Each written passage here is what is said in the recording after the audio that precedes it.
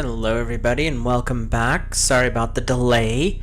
I was having tech issues. I couldn't get the stream to accept the stream key for some strange reason. So, I am Abe with Mystic Gen Mara, a small town mystic from the middle of Idaho. And tonight I was wanting to introduce you to a concept you probably have heard of, but maybe don't know the history as much as is beneficial. And that is the concept of alchemy.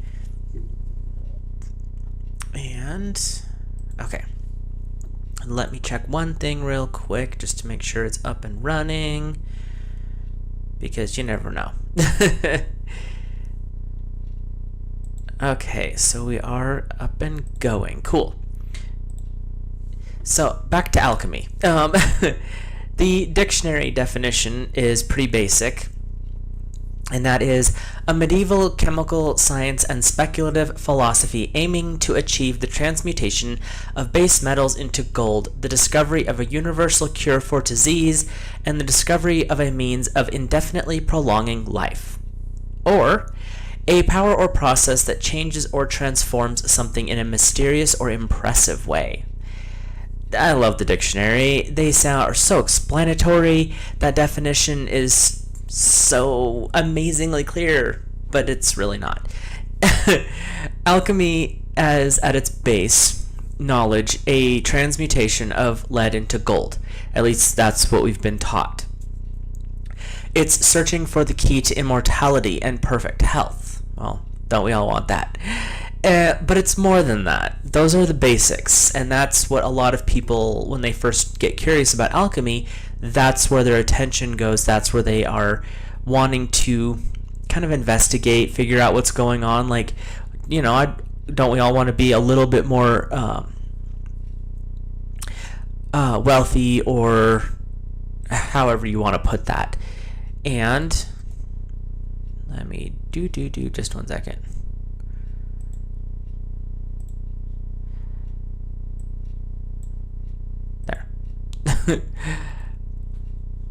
Just trying to get everything. I'm so new to this whole concept, and so I'm still learning things. Anyway, so history. Let's look at the history of of alchemy first. And sorry, I was making sure I have a book available for later. The concept of what we would call today alchemy has its roots in almost every culture going back to the Egyptians, and in some references, or at least the idea of it, you can track it back all the way to Sumeria, which means it's a concept that's over 5,000 years old. China, India, the Mayans, there is an allusion in some of the texts that I've read that maybe the Aztecs maybe even knew about it. Can't confirm that for sure. But the Greeks knew about it. The Romans did, but they didn't put a lot of effort into fleshing out what was already there. So the references there are they're there, but they're not really intensive. At least not that were made public. And all over, oddly enough, the Middle East have references to alchemy. In the Chinese, Greek, and Indian writings, Indian as in India, the process is simply called the art, or the sacred art. So that's why you'd have to do a little digging to find out what it really says. Much like magic and mysticism in a lot of cultures is simply referred to as the craft. Good movie, by the way, a little spooky for the time, but it's still a good movie. Anyway, a lot of what is circulated today is based upon the teachings of the Emerald Tablet that is associated with the Egyptian version of alchemy. The Emerald Tablet is a very fascinating work, really. Whether or not it's truly from Egypt, that I can't prove, and I can only tell you what I have learned. But it is a great meditational tool, and through study, you can really gain a lot of knowledge. Legend holds that it was placed in the temple in Egypt around 570 BC, which is where Alexander the Great found it in 332 BC. And the BC time frame, it works backwards. So 570 is actually way further in the past than 330. It's weird. Anyway, the legend states that the discovery was its discovery is what inspired the great library of Alexandria to be built. It was meant to be a place to study and try to understand this very sacred tablet. Excuse me. After the library was built, scribes translated the text into the common tongue, and it spread around the entirety of Greeks at that time, which was massive, because Alexander the Great spread his wings quite wide. It was passed down through the librarians and scribes until around 400 AD, when the actual tablet itself was supposedly hidden on the Giza Plateau to protect it from the growing power and the destructive power of the Roman Catholic belief system.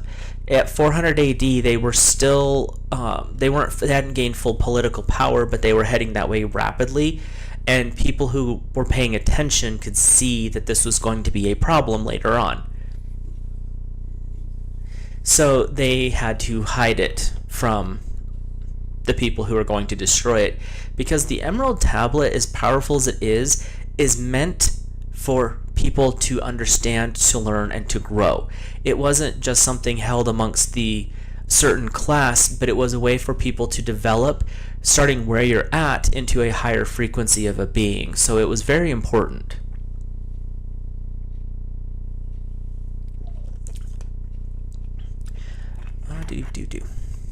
The origins before that time, because that's where a lot of people, when they go back, they find Egypt and the libraries of Alexandria, and that's usually where a lot of people start their path of alchemy, but it goes further into the Wayback Machine. The origins of the time before Alexander is the Emerald Tablet was tied to the god Thoth. Some people say his name's Toth. I say Thoth because that's how it's phonetically spelled and how I was taught. He was considered the first Hermes. And this is where it gets interesting, because it took me a long time, and I've been studying alchemy for about 15 years, because it's one of those things that once you start looking into it, you start putting pieces together, and here pretty soon you've just collected this massive knowledge. And then it's like, now you have to experiment. So that's also fun. So Thoth was the first Hermes. The second Hermes, because we'll get into this, who rediscovered and spread the teachings, was the supposed alien pharaoh Akhenaten. Akhenaten, when you look at how he was depicted in a lot of the Egyptian art, he was one of the pharaohs that had a very long, elongated skull. His skin, where a lot of the pharaohs were this color of the stone, or they were the color of the average person, Akhenaten was actually in a lot of color patterns similar to Osiris. He was painted with this greenish blue color, not as blue as Osiris, but definitely not the normal color. And it has become a strong theory in more recent years that Akhenaten was possibly the parent of, I believe, King Tut, but I can't remember exactly. But they're starting to believe that he may not have been truly an Egyptian person. He was one of the pharaohs that actually tried to destroy polytheism in Egypt at the time. Instead of having multiple gods, you were to worship just the one. So he was not very popular in his day, we'll just put it that way. But as weird as that is, he was classified as a Hermes because he did discover and brought the teachings of the Emerald Tablet back to the public. Then the third and final Hermes, and this is an interesting one, is Balanus. He is called the thrice great Hermes, or as we all know, our people who study it are more familiar with, which is Hermes Trismegistus. He is the one that discovered the tablet from a hidden spot that Alexander the Great used around the time of 32 AD, give or take a couple of years. Hermes was the third, was able to absorb the lessons of the tablet in a way that the others hadn't. And it allowed him to bring this consciousness, bring it into the consciousness of the people in his time frame. And he was the reason that a lot of this came back into being. It really started to, like, him reading the tablet alone allowed other people to start to wake up to this reality. Because the Emerald Tablet, according to the legends, just holding it, reading it out loud, and starting to study it, the actual Emerald Tablet, would cause a ripple effect amongst people because its power was that strong. And then, again, as I said earlier, it was lost or hidden in or around 400 AD. So, but here's the interesting part. I've introduced you to the first three Hermes. The first Hermes, Thoth, was an origin of over 10,000 years ago. He was thought to have been an off-world being that may have been in Atlantis and trained the ancients in the art of creation using the lessons on the tablet. And we're not talking creation as in, oh, I painted this pretty picture. That's a part of it. Thoth was the possessor and carrier of all knowledge. All wisdom in the universe was within his mind. And for him to teach creation, it wasn't creating art, it was creating life. He, in the legends associated with the Emerald Tablet, is he was teaching people how to create other life forms. He was teaching people how to bend stone, which if you look at some of the carvings from Samaria through Egypt, we still today do not have the technology to build some of that stuff. There's a whole bunch down in South America, which I will get into later, but there's a lot of interesting things that can only be ascribed to, in my mind, an alchemical process, because there's no other logical reason for it to have shown up that way. The Emerald Tablet is said to be the key to the universe. The completeness of all knowledge of the entire universe that we're in, not the Milky Way galaxy, like the universe where Andromeda and all the rest of them, our neighbors, are involved. So this is a huge secret tablet. The completeness, the human world physical version of it is in like the Akashic records. That's like our human Emerald Tablet, and it's kind of a psychic version of the Emerald Tablet. But psychology has studied the text that has remained through time, not the stone itself, and if anyone had that, we would probably know by now. But the text itself has been passed down through the generations, but it holds the key to the second creation of the world. Atlantis being a version of the first part of the world that we were birthed out of, and the second creation is basically we have to break this one down and move into the next level. This was a belief that was held by the Jungian analyst Dr. Edward Edinger. Others speculated it was a holographic blueprint for the universe. So during this time period when it was written 10,000 or so years ago, if you go with the Thoth mythology, the Atlanteans had already separated from the Lemurians at this point. And they were basically trying to seed and populate the human race and elevate it into a sentient group of people. And they were given this exceptionally sacred tablet, which is cool, but of course, as human nature is, we kind of messed things up a little bit, started creating things that weren't for our best good. And that was why the second creation became a theory in more recent years, is because this was a way to reset the balance, to start over. If we could, enough of us practice and study and understand the tablet, because not many people can understand it. A lot of us study it, but not many people understand it. And the speculation is once enough people, like a critical mass of people, have studied it and really started to understand it, it would shift the overall consciousness into this next creation of life. Which, if you study any of the raw material, if you look at Seth Speaks and some of these other channeled works, there is a shift that is occurring right now because people are tired of how things are going and they're turning into spiritually minded people. And I feel personally that this is the kickoff period of this next set of creation. That being said, creation always comes from destruction, so heads up. The tablet popped back into the consciousness of humanity after it was lost.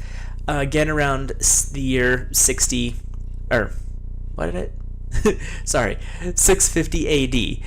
And then again around 800 AD, because even though it had been hidden, the actual stone in 400 AD, the teachings that had spread so far, the church couldn't suppress them. They tried everything, but couldn't really stomp this one out, and it kept popping back up. And so the dates I'm using are terms that, or the dates where it's popped back into the common literature, around 650 AD and then again in 800 AD. It slipped into darkness of secret groups around this time. And what that means is the secret orders and things like that. It became a form of high magic, one that was primarily used by the wealthy and elite, those who didn't have to work every day, their food was handled, their everyday needs were handled. And we will do a video on the difference between high and low magics, because there is a difference, and it's an interesting space there. But it was hidden in symbols and signs through this time period within the secret societies. And it was tied to a Kabbalah and astrology, hidden in layers of secrets, rituals, and symbols. Now, let me repeat this just because this is important. Kabbalah and astrology came after the Emerald Tablet. A lot of the symbols, signs, and rituals that we would use today in a Kabbalistic or astrological or even in high magic are those sections and those groups applications of the Emerald Tablet. The tablet itself predates them, all of them. So if somebody tells you, I studied the Kabbalah and I know everything within the Emerald Tablet because I studied the Kabbalah, no, you understand the Kabbalah's version of the Emerald Tablet. The tablet supersedes the knowledge because it literally has been around that long. So just keep that in mind if you ever run across the people who, because I personally have run into people who have that opinion. And when you start to study the tablet, you start to realize that high magic comes from the Emerald Tablet. Kabbalah comes from part within the Emerald Tablet. The tablet itself contains things we don't even understand yet. That is the beauty of the words on that tablet. And the words are all that we have today, unfortunately, but they still can teach massive amounts of information. Okay, back on track here. Bouncing ahead, and it has come back into the consciousness of mankind again, because it disappeared for quite a while, and it was, again, within the secret societies, but then it started to leach its way out of the societies because this knowledge cannot be contained in a small group. It's going to expand because we people need it. And this is, unfortunately, and I don't like to bring this up because it's kind of weird to say it, but the Harry Potter franchise actually, in the first book in particular, brought up one of the more interesting people associated with alchemy. And a lot of people today associate him with nothing else but this. But that is the alchemist Nicholas Flamel. Another young adult series focused on the mysterious Nicholas and Pernell Flamel was written by Michael Scott. And I think, let me double check here. I did. There are links to The Alchemist by Michael Scott written or linked below. And to be honest with you, it's spelled weird, just as an FYI. If you're looking for something to kind of give you an introduction into a little bit of the weirdness that that is associated, check those out. They're, like I said, they're young adult. They're 13 to 18-year-old books is what their age group is. I've reread them recently in the last 6 years or so, and I'm absolutely in love with these books. They are so fascinating because when you read about these historical people, sorry, we'll bounce off for a side note for a minute.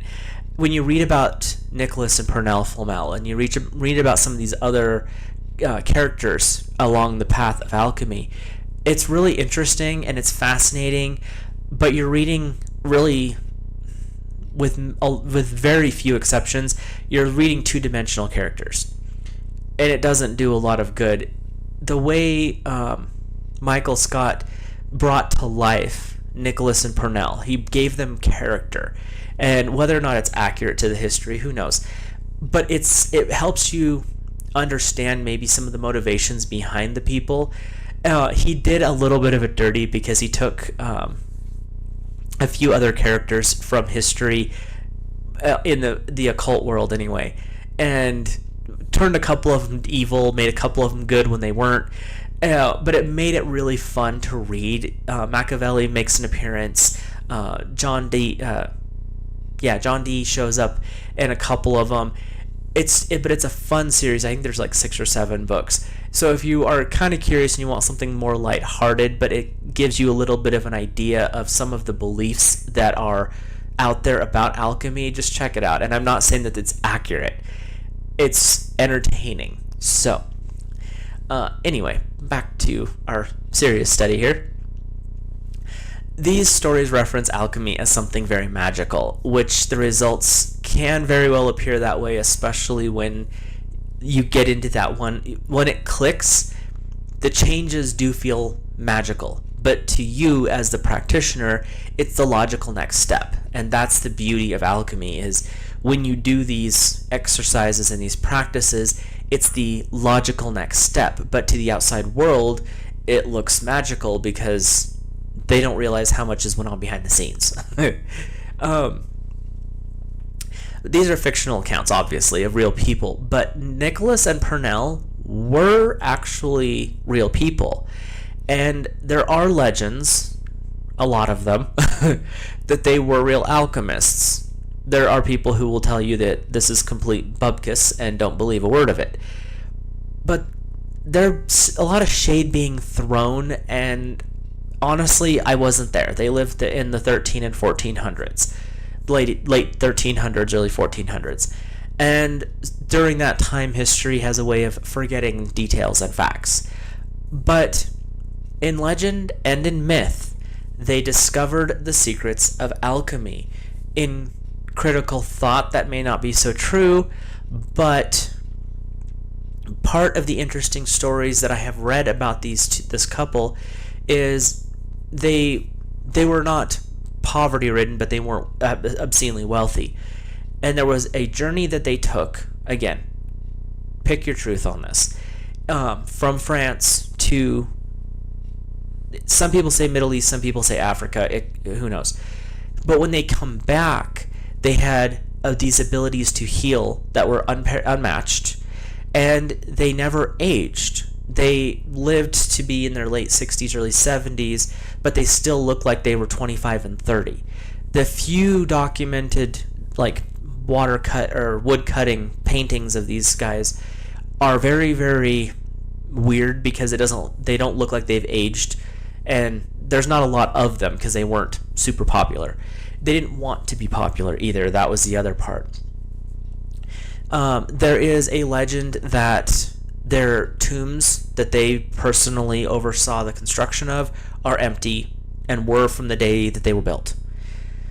There's also some theory out there that people today are still seeing them randomly pop up in different places, usually in some form of healing capacity. So legends and myth, they cross over a lot. Basically, if you're interested, you can look into them because they are an interesting blip in history. But the legends and lore around them are what's really fascinating, because even if they weren't alchemists, what people have built them into in the alchemy community is pretty impressive. So in Paulo Coelho, and I'm sure you've heard of Paulo Coelho before, at least I hope so, he wrote a book called The Alchemist in 1988. In it, he talks about how alchemy is very simple. It's following your heart and your inner guidance and that will bring you the key to true happiness and wealth. I highly recommend this book to anyone. And I tell anyone who's like, I'm bored, I need something to read. This is usually one of the first 3 books that comes out of my mouth. I have the audio version of it as well as the paperback.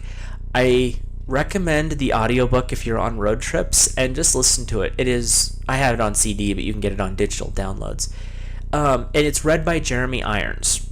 And that's why, to me, it became such a fascinating book. Jeremy Irons is an actor, and he has an amazing voice. And he plays out through the book the different characters with different vocal tones. You can tell it's always the same guy. But it definitely changes how it comes across, and he brings the characters to life. The book, The Alchemist by Paulo Coelho, goes over a lot of historical people. It's a journey not just to find the Philosopher's Stone, which is the goal of alchemy, but it's also to really discover yourself. When you read through this book, it's not very long. I think it's less than 200 pages. You go through this process of, this is what I want. Well, someone told me it's over here. So you start chasing what other people are saying, and you never really find the answer until you start to listen to your inner voice. It's a really good book. If you haven't read it, I highly recommend it. Like I said, it's linked in the description if you're interested. Okay, back to our lesson. The Secret by Rhonda Byrne brought the concept of the Emerald Tablet to the forefront back in early 2000s. She used it as a way to understand the law of attraction. In my opinion, the Emerald Tablet is spiritual evolution of the human race. The law of attraction is handling the everyday. Now, do they work together? Yes. The way she kind of went about it, because she kind of played it off, especially in the movie part of it, like, this is the only thing that's on the Emerald Tablet. No, not quite. There's so much more. That is literally one blip, one line, and I will read it to you so you understand, on the Emerald Tablet. So it's not the entirety of the tablet. It's literally just a glimpse of what's available. So I keep referencing the Emerald Tablet. Does it really contain the key to the universe? Let's find out. You can be the judge. And make sure, there we go. And this is public source, so tablet. And what I'll do is I'll read one verse and then we'll kind of go over it. There are 7 verses. A holy number, there you go. So, and each section, when I stop afterwards, I'll go over it with you. And if you have questions, go ahead and drop them in the comments or in the chat. In truth, without deceit, certain and most veritable. So this is where you have to strip away any illusion that you have. Step 1 is clear it out. Get rid of the nonsense. If you're trying to hide something, don't. You have to be honest in this work. And the very first sentence is, in truth, without deceit, certain and most veritable. You have to be aware of who you are, or you're never going to practice alchemy. I don't care what you're hiding. If you do not acknowledge it, clear it out, and be okay with it. And it's not like, well, all this bad things happen and you expect me to walk away and just be fine. You have to be able to accept it. Alchemy is going to burn out and clear out all of that stuff. A lot of the things that I have studied over the years, this is a huge part of it, is you have to be truthful with who you are. People may not like that. There's parts of me, and I'll say it right now, that there are people that I know who are not okay with it. We just don't talk about it. They don't need to know. I'm not going to tell them. It's not that I'm not open about it. They just don't want to talk about it. So we don't.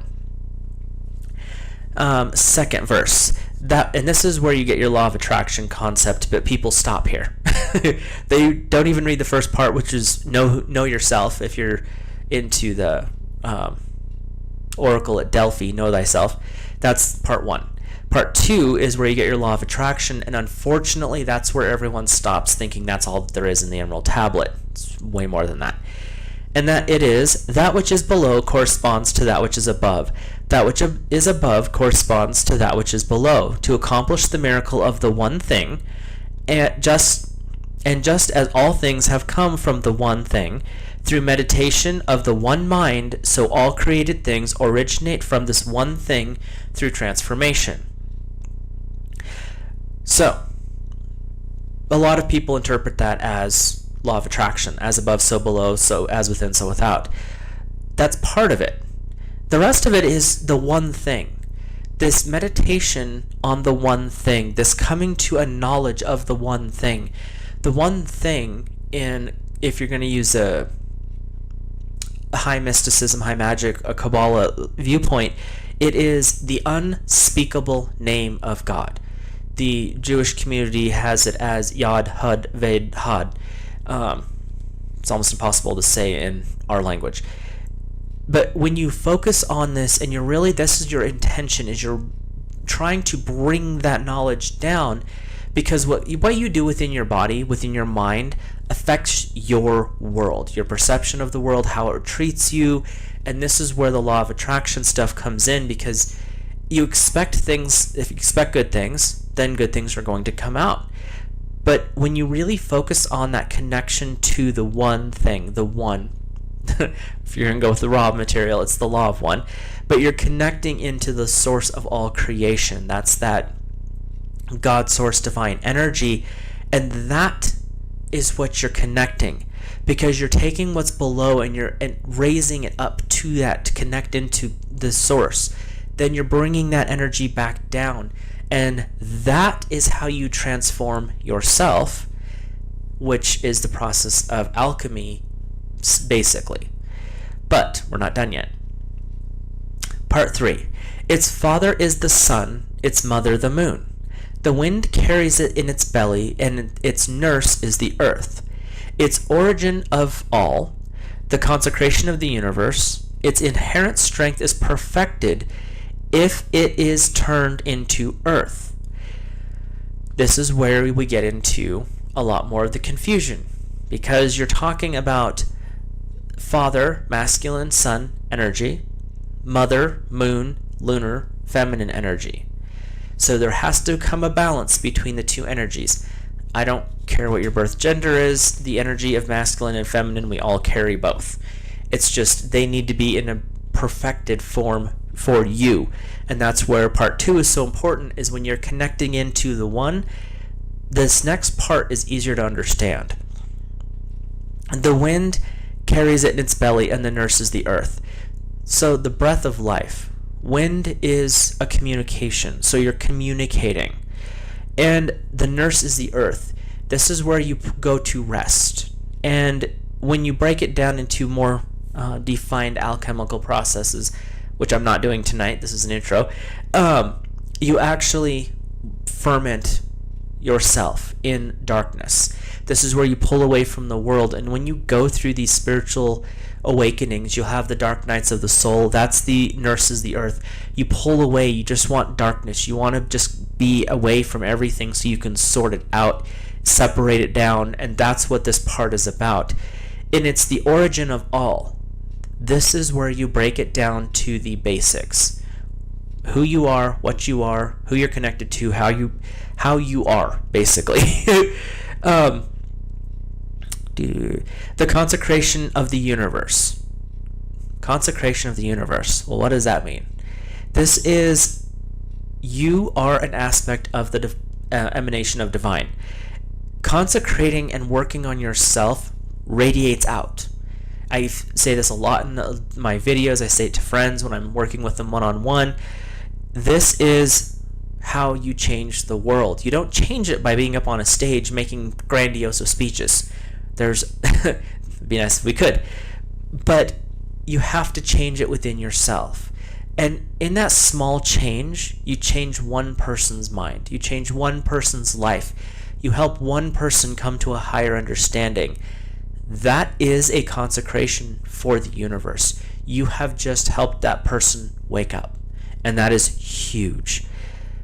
Its inherent strength is perfected if it is turned into earth. You have to break down the nonsense and ground yourself into this higher frequency, this new knowledge. And that's basically what part 3 means. So, get the mic down here. Separate the earth from, this is part 4. Separate the earth from the fire, the subtle from the gross. Gently and with ingenuity, it rises from the earth to heaven and descends again to earth, thereby combining within itself the power of the above and below. You're breaking down yourself in this 4th phase, and this is where you get into that fire. You're breaking down chemical composition. You're breaking it down with heat. And that heat is a passion, it's a desire, it's a drive. This is what keeps you going. And when you're separating the earth from the fire, you're burning away the dross. You're burning away the stuff that's not working. That can be pretty dramatic when you're doing it in a spiritual way, because there's a high possibility, let's put it that way, where you're going to burn away the people who aren't helping you, the people who are not on the same journey, the people trying to pull you back into, this is the mold, fit back in the mold, and you're like, you can take that mold and stick it somewhere. And you're breaking down the subtle energy, that subtle spirit, your soul. You're rediscovering who you are.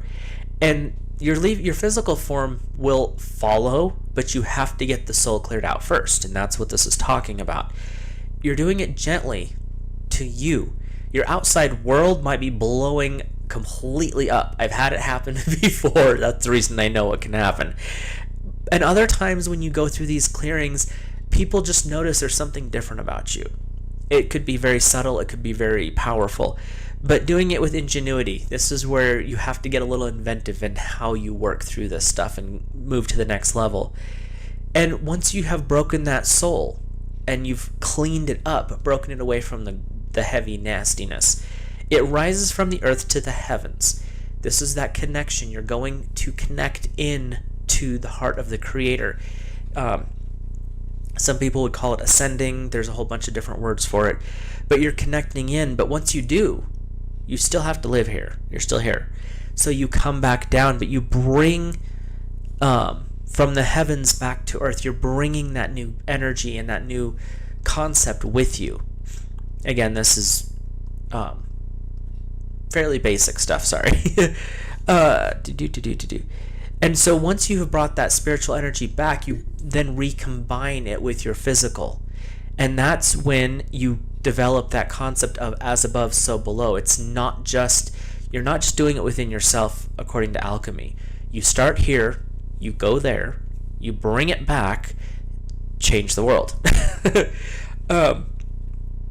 And so where are we at? Part 5. Thus you will obtain the glory of the whole universe.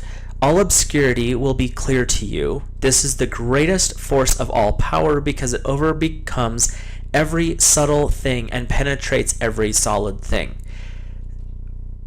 The glory of the universe is its connection to God's source divine energy.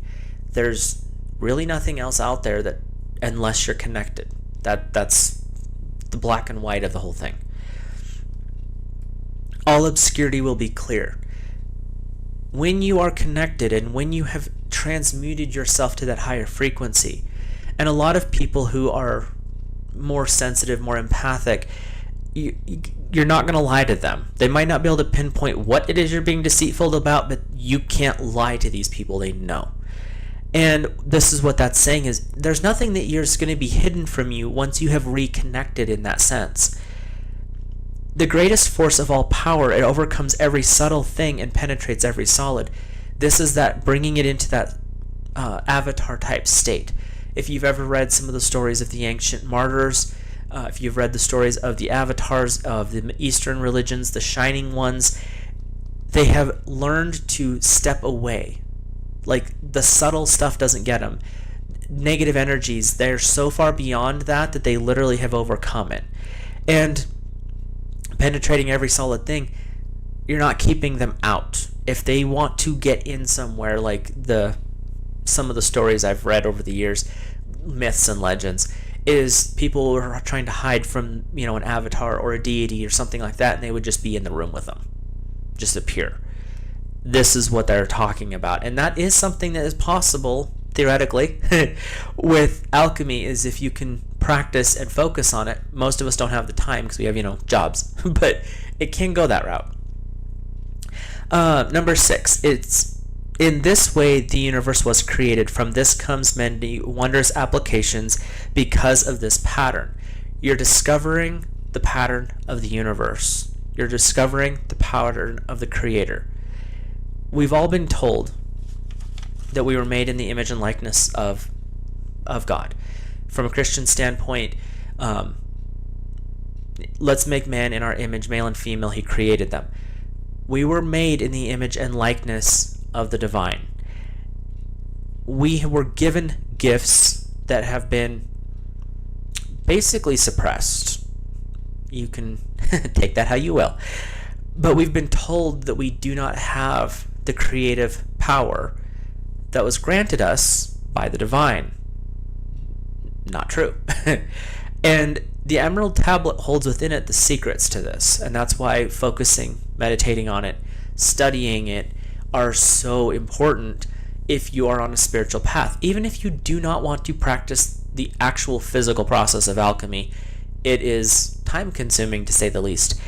Just meditating for a week at a time on each one. So for 1 week, you take and work on the first one. In truth, without deceit, certain and most veritable. And that's what you work on for that entire week. Journal it out. You'll start to come to a deeper understanding of whatever your spiritual path is.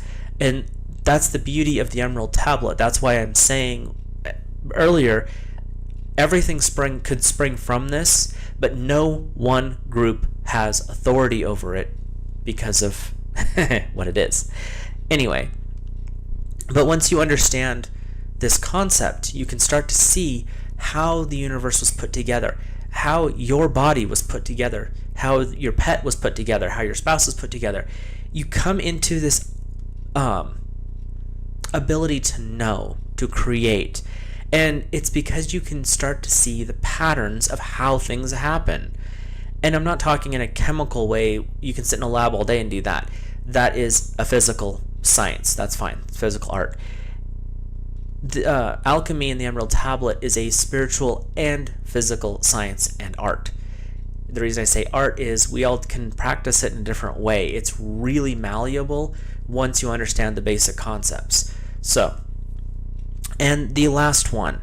Therefore am I called thrice great Hermes, having all 3 parts of wisdom of the whole universe. Herein I have completely explained the operation of the sun.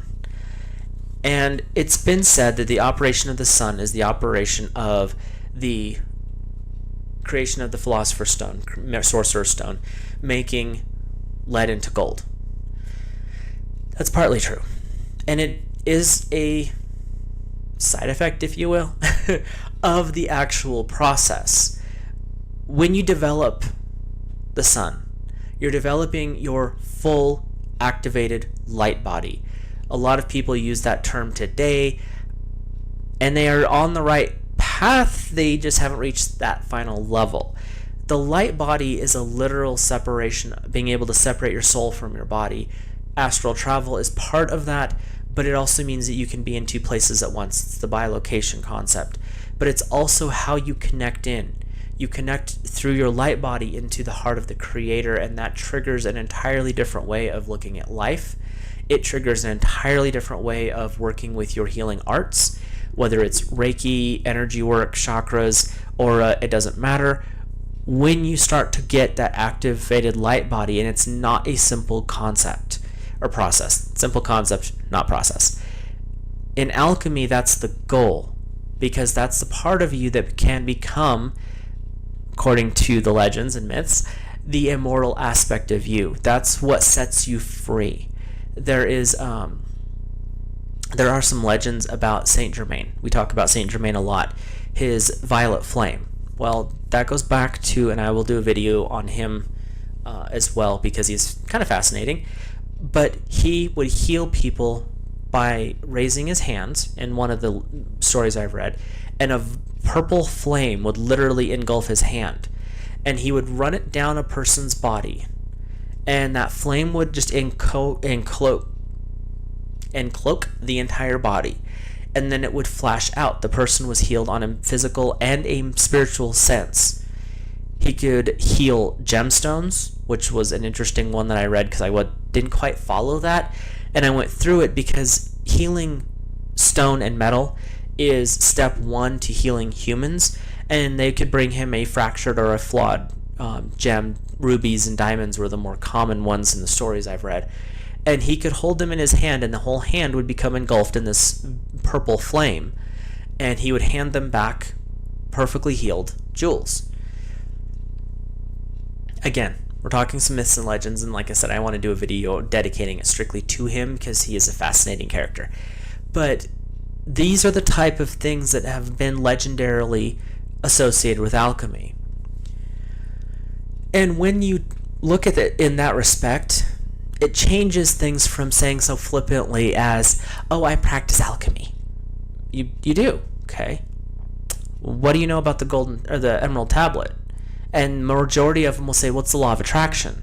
No, that's step 2. There's 7. What are the rest of them? And when you start to push them, they can't actually move into it. They have a limited knowledge, and that's fine for them.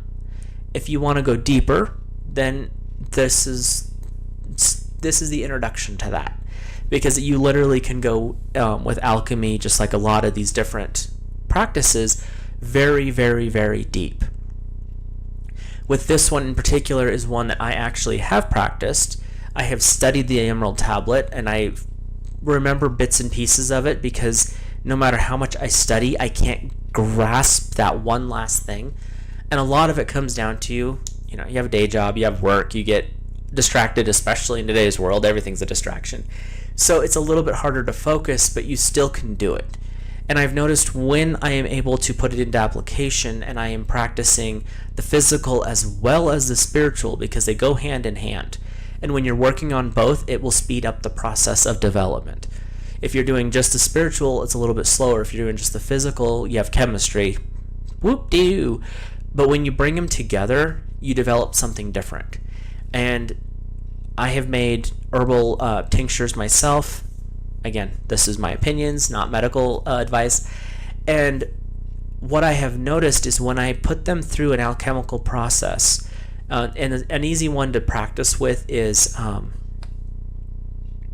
lemon balm, because it's really gentle and it's really adaptive to this process. I've practiced with that. I've practiced with peppermint. Don't do that. It's really strong. And I've practiced with a few other different herbs and minerals, and then I started mixing stuff after I'd processed enough on my own to start to understand the concept, because you're not just mixing one thing. You're not just processing one thing. If you work with like lemon balm, it's to help calm you. Fine, in tea form. When you make it in an alchemical pattern, you're developing a sacred elixir. You're concentrating, you're breaking it down, you're enhancing, and you're rebuilding it. When you have completed it, then it is more of a healing substance, and it's not just a physical thing. It works on a spiritual level as well, an energetic level. And you can really notice a huge difference where you take 2 or 3 cups of tea to get you to calm down.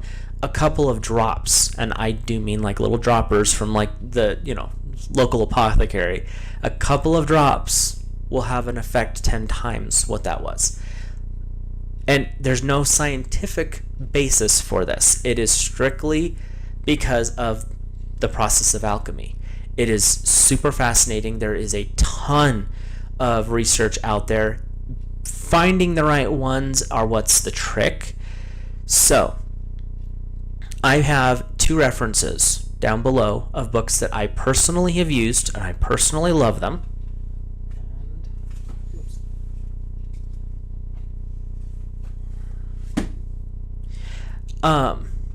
I only have one of them with me right now for some weird reason. The other ones are more advanced works. But this is probably, there we go, the best beginner book. he goes through and explains the basic processes and how to practice herbal alchemy at home, and you don't need a lot of equipment. You'll literally, you need a cooler and a light bulb and a thermometer, which is pretty handy. And that's how I got started in it. And like I said, there's the other one is the Sorcerer's Stone, A Beginner's Guide to Alchemy. If you wanted to get started in the study and practice of herbal alchemy, those two books are invaluable. They are the basis of a lot of what I have studied in this world. And they gave me a huge launch pad to expand outward. But they give you the basics and a way to move into the practice. The thing with alchemy, and I will just say this outright, you can study until the cows come home. Until you start to practice, you'll never understand. That's a lot of different things, but to me, it really hits home with alchemy. You can practice in different forms of mysticism. When you're reading it and you're studying it, you can practice it in an astral form and still get an effect from it, and it's beneficial. Alchemy, there is more, in my mind, more to it than that. You can work up here, and that's great, fine, dandy, you're working on the spiritual plane. Bringing it down in, anchoring it into the physical is what the purpose of alchemy is. So if you stay here, it's going to stay there. You're not bringing it as above below, you're leaving it above. So you have to bring it into the physical, and that's where doing the practices of alchemy brings that spiritual energy down in. Now, I'm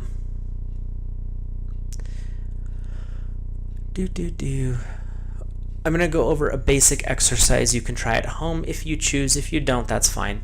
And again, this is not medical advice or not anything like that. This is a spiritual practice associated with alchemy. So, practical alchemy is a spiritual pursuit and a physical exercise and lots of experimentation, which can be a lot of fun. It is a process of breaking down one substance into its three primary components, purifying each one of them individually, recombining them into a higher form. It generally starts with a fermentation process. Herbal alchemy uses quote-unquote activated alcohol to begin the process, a spirit, so to speak. Most of the time you can use high quality, and I am emphasizing this, high quality, don't buy bottom shelf, vodka or rum, as long as it's clear and unflavored.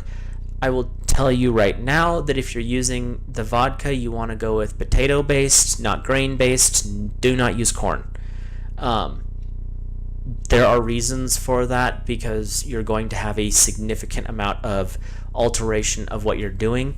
The potato vodka doesn't alter it much. I'll say that right now, and neither does the rum, weirdly enough. But if you're using the corn-based, which is moonshine, not vodka. Anyway, another story. If you're using that, you're actually going to affect the outcome significantly and not in a good way. Grain vodka is acceptable, but I've noticed that if I'm going to use that, I will use the potato-based and I get the best results. Just my experience. Use it or lose it. Whatever, it's fine. It just needs to be make sure you have it clear and unflavored. I've used these two in particular, and I've used some others as well I won't go into here. I will say this, do not use things that are associated with personalities and attitudes. Like tequila, don't use it. It's, first of all, the flavor is absolutely overpowering. You can never get it to neutralize. That's the first problem. The second problem is tequila has a really bad habit of bringing out the worst in you. It's not going to do a benefit at all in alchemy. In my mind, there's no functional purpose for tequila in this process, so leave that out. Gin, again, really strong flavored. You don't want to use that, but that's the reason I say clear rum, white rum, or the high quality vodka are your best options. Whiskey's not on the table. Leave it out. This is not for that purpose. You can also use organic red wine or white wine and distill it to a very clear and very potent alcohol. You can try that. I've tried it, and honestly, just buying the vodka or the rum is just as easy and way less time consuming. If you have the time and you want to experiment further, knock yourself out. And that's in one of those 2 books. It talks about the basic process for that if you're interested. So you figure out which fluid base you want to use. Then you pick which herb. Dried works best from my experience. Just pick one, something simple, something that doesn't have an overpoweringly strong flavor. Again, I've tried peppermint, don't do that. Lemon balm is nice, it's gentle, and it wants to work with you, so it's an easy one to work with. Spearmint would be acceptable. Don't use wintergreen. Again, the smell would be overpowering for what you're doing. If you understand the purpose of something like basil, because basil is a unique herb, you can try that. Oregano is another one that you can try. I'm giving you ideas of simple things that you can attempt at home. Look up the purpose in a medical book as to what they are. But you want to pick one, just one, and try it. And again, you want to use dried. The wet, there's too much, or the fresh herb, there's too many more variables that I'm not going to go into here. It's possible, but there's a process. Of course there is. So the first part about this is making a tincture. There's more to it though. So you mix your herb with the alcohol. Generally you'll put like a pint jar, you'll fill it halfway full of the dried herb. This is why it takes a lot. And then you'll cover that about an inch above that, where that line is of where the herbs are. If they're half full, you put an inch above the halfway mark with the alcohol. Pour it right over the top. And once you mix the herb with the alcohol, you'll cap the jar, and then you hold the jar against your body so it's warm. Basically, you're kind of connecting to the heart of that process. While you're holding it and you're keeping it warm, you're going to bring yourself into a state of meditation. Bring your focus into the contents of this jar. Bring your awareness, your intention, through your hands, through your body, however, into the jar. Focus on the qualities of the herb. This is the important part. This is where you're building that connection, that rapport with your product. This becomes a spiritual event after the first meditation. And I'm not kidding. So bring your attention and your awareness, but you have to know what the herb's for. That's the reason I say do something simple. Pick one, something that you know what the qualities are you're looking for. So you're going to do this, and you're going to really bring your attention there. You're going to swirl the jar, clockwise preferably, while you focus on this quality. And you want to hold this for up to 30 minutes would be preferred. You can, 10 minutes is fine, but the longer the better. You don't have to go for hours. You can if you want to, but 30 minutes is what I found to be sufficient. Then you wrap the jar in cotton cloth, preferably something dark. I have, when I first started practicing, I went out and bought about 6 yards of black cotton fabric, so everything would be in a nice little black bubble when I would do my work. So just wrap it up so that there's no light that gets into it. And at this point, you're going to leave it wrapped up for the entire process until the end of this part of it. So once you've done your meditation, place it somewhere warm so it can incubate. What's suggested in one of those books in that pile I have here, it says the best temperature is approximately on top of your water heater. You want it around 85 to 95 degrees. In the Path of Alchemy, the first book I showed, or the book I held up, they talk about how to build a at-home, basically, incubator. It's really super easy. So you can try it that way, or you can just make sure that if you can have it undisturbed and you don't have someone that's going to fiddle with it or some cat that's going to knock it over, stick it on top of your water heater, because that's a pretty consistent, stable heat. Each day, preferably at the same time, and it's recommended to do it at the same time. The ancients would actually tell you to half an hour before dawn is when you'd start, and you would stop exactly 1/2 an hour after the sun came up. Whatever works, but do it consistently. If it's in the morning, great. If it's in the evening, great, but be consistent.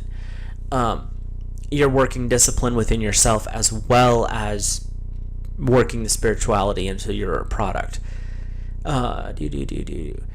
So you'll take your cloth covered jar, you'll swirl it gently. You don't want everything to settle, so just a little swirl. And then you're going to meditate again with it, holding it against your body, bringing your awareness into the jar, and really focus on the quality of what you're trying to build. And you'll do it again for 10 to 30 minutes. You'll do this process for a minimum of 30 days. What I have found is anything above 40 days, you're not going to see a huge difference. So minimum 30 up to 40, kind of follow your intuition. Start working on that. And once you've gotten to this point, you have started the separation process. And that's step one in a huge step of alchemical work. Right now, you actually have an empowered tincture in its own right. I'm not going to go into any further details because then we start getting into a lot more work. But at this point, if you just did this part of it for 30 to 40 days, you have an enhanced tincture. So the stuff you'd buy in the store is baseline. This is amplified because the stuff that you buy in the store works on your physical body. This, because you've put spirit and soul back into it, is going to work on the subtle energies of your body. Therefore, it is significantly more potent. That's why you want to stick with something simple like lemon balm, because you can experiment with it and find out what works, what doesn't. Again, this isn't medical advice. This is spiritual and knowledge about alchemy. But it's something to look into if you are interested in that. And like I said, I'm thinking about doing a few more streams along this line just because alchemy is fascinating to me. So if you enjoy this kind of stuff, let me know. Anyway, So like I said, the books below or in the description are the ones that I would recommend. The first two, which are where they go. The Sorcerer's Stone, A Beginner's Guide to Alchemy, and The Path of Alchemy are the two that I would start with if you're interested in this type of work. If you are an herbalist and you're wanting to take your practice to the next level, this could be an idea for that. Understanding it takes a lot more time, but the result is worth it, at least in my opinion. Making sure I'm not missing anything. But yeah, the Path of Alchemy, he really is focusing on the herbal part of it because that's the easy way to get started in alchemy. He gives a lot of really good ideas and really simple steps instead of going out and spending a fortune on some of this stuff, because you can spend a ton on this. Just researching on my own, there are people, and I do not agree with this, where you'll spend as much as several $1,000s for a basic incubator. Nothing else, just that. In the Path of Alchemy, they talk about how you can build one for less than $50. So, who knows about today's culture in 2023, but just something to think about. The Sorcerer's Stone, or Beginner's Guide to Alchemy, is a more complex of the divine aspect of things, and this art can be exceptionally complex. And in the beginning, start off with the affordable stuff, because if you jump into it and you're going to spend all this money, understand that it can be outrageously expensive, which is why it was at one point reserved almost exclusively for the wealthy, because they were the only ones that had the finances to do it. Today you can do a lot with a little, so because we have better quality stuff. When you start studying alchemy, metal alchemy, the price is literally was going to drive you right out of the market. It's so exorbitantly expensive, which is why it's classified as a high magic art in most cases, something that you dedicate years to and countless hours of a day to perfecting. Up to 20 some hours a day you'll be working on this type of project. Herbal practice is simpler, just as effective for the healing of the body and purifying of the soul, and who knows, because there's so much experimentation that goes along with this, you may find the secret without needing to go into the more complicated mineral version of it. But like I said, the Sorcerer's Stone, Beginner's Guide, and the Path of Alchemy are the two that I recommend highly, just because you have a lot of really good information right up front. This is an art that works on correcting the imbalances within your energy bodies, within your soul, and helps you bring stability to your mind and body. Not medical advice, I keep saying that for a reason. But it's something to think about, and it's something, like I said, that I personally have found highly effective. I'm in the middle right now of resetting up, because I move a lot until here recently. I'm in the process of resetting up my practice and my processes, because why not? And I feel the need to go back to it. You'll notice though, when you work with this, you do a lot of detoxing. Your body will just start purging as you're working on the spiritual level, because that does affect your physical form a lot. You will start to notice cravings for certain foods are just going to fall away. You're going to start craving other things. Stay hydrated practicing alchemy, because your body is going to be wanting to work itself out. Your subtle energy fields, because they're subtle, you want to give them a lot of fluid so that they can purge easily. Just makes it easier on you too. So, like I said, if you're interested in any of the books, they're below. If you're looking for something fun, The Alchemist is great. If you're looking for a base knowledge of the intuitive part of it, Paulo Coelho's The Alchemist is great. The audiobook is the one I linked, because honestly, I think it's the best just because of who reads it. It's fun. Anyway, if you have any questions, comments, you can leave them in the comments below. If you enjoyed this video, please drop a like on it. Subscribe if this is the type of content you enjoy. Share it with whoever you think might be interested in it as well. And let's see, get some things going here. If you have any questions, comments, or criticisms even, you can leave them below. As long as we're respectful, that's all I ask for. With that, I will let you guys go. Have a great rest of your evening and a great week, and we will see you in the next video.